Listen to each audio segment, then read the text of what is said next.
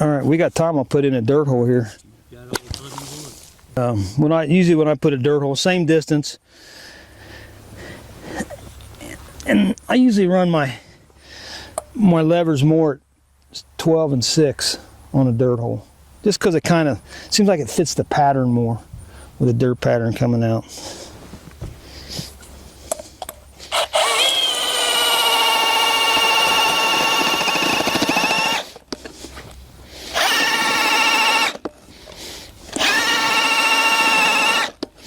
You know, and gotta admit, that's probably easier than chiseling out a hole with my shovel.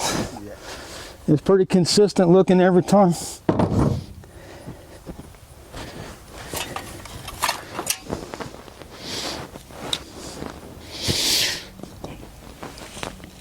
You know, I said I only use 2 lures, but I'm really big into natural baits.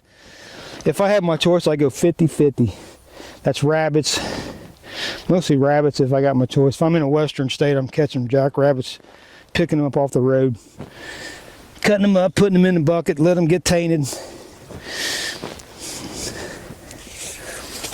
So I'd run, and basically all my hole sets have bait in it, and all my flat sets have lure on them. So I save all these hole sets for chunks of rabbits. Carry a nice little hatchet. Chop your rabbits up, put them in a bucket. 3 or 4 days later, you're starting to smell them a little bit. You know they're ready.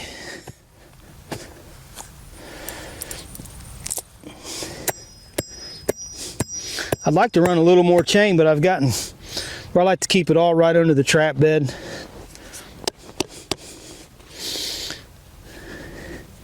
It's kind of hard to hide more chain under a trap bed. What's the advantages of running that long a chain versus a short chain? Seems like it's less destructive to the set. The longer the chain, the better off this works. I've went through everything from 10 foot down to where I am now. It seems like I keep shortening and shortening, but I think 10 foot's great. They're spending all night over there at a bush digging around, and you come back over here, you don't have to rebait it. It's ready to go.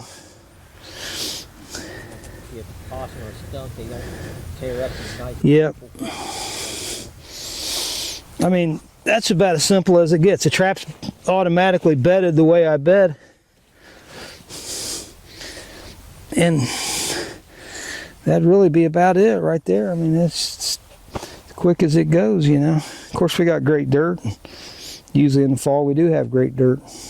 If not, I carry dirt with me. Usually if I'm in Texas, there's always a barn somewhere with an overhang. I can go scrape up a bunch of dirt. Pan center's right on. I know that because my stick is right beside the pan. I read a lot of guys carry peat moss around with them. If you like peat moss, it'll get you by. I'm not a peat moss guy. I'm just a dirt guy. Ohio, you want some peat moss.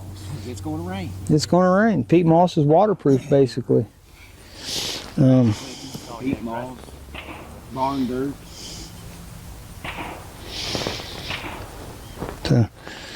Typical. My history tried wax peat moss several years ago. How'd that go? Great. I love it. Yeah. But then he switched from wax peat moss to wax sand. Yeah. He likes it even better. Who's that? Ray? Was it Ray? No. Yeah. Darren Woods. Was you the one earlier talking about you laid the dirt out?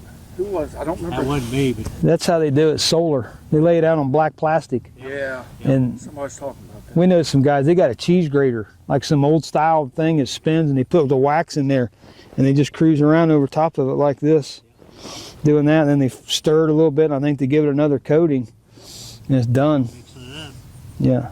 till it melts in. Easiest way is a cement mixer, propane burner. Yeah. That's probably how I would do it, because I did yeah. a 35-gallon barrel full.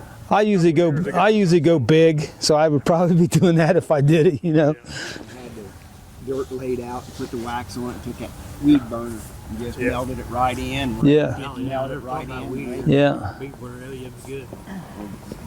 He cooked it. He used it. I don't think he runs wax dirt. Yeah. I don't really rebuild my sets. I mean, it depends on where you're at and what's going on, but with that wire screen, nothing's really, no matter what, it's not going to get under there. So I pretty much just let the sun dry them out.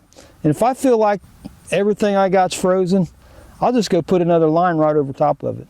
I'll just add another one over there. I'll just go around and start adding all to it. And eventually that's going to fall out. That's my theory. And I'm sure there's situations where it doesn't.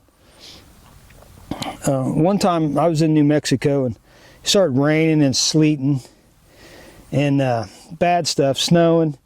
And when I woke up that morning, it was 16, 17 degrees, what the thermometer said. And I said to myself, man, there's no reason to even go out today because it rained and sleeted and snowed and everything's going to be froze. But I had nothing to do. I went out and I had 5 coyotes. And I thought, you know, the screen, the strong traps, and the weather front made them move. And I got them, you know. And here I was thinking the whole deal was not going to work. And it did work. And I think it was a combination of strong traps and the screen made it work. I'm going to throw in another set. I met a guy in Texas. He showed me this set, so I'm going to run this set a little bit. And I'm not real good at this set because I haven't made it a lot. But he dug one, and I've been practicing at home doing this set. So we'll see how it turns out. Met this real cool guy in Texas, and he traps for a living down in southern part of Texas. And we had a discussion about step downs. And I told him I didn't like them.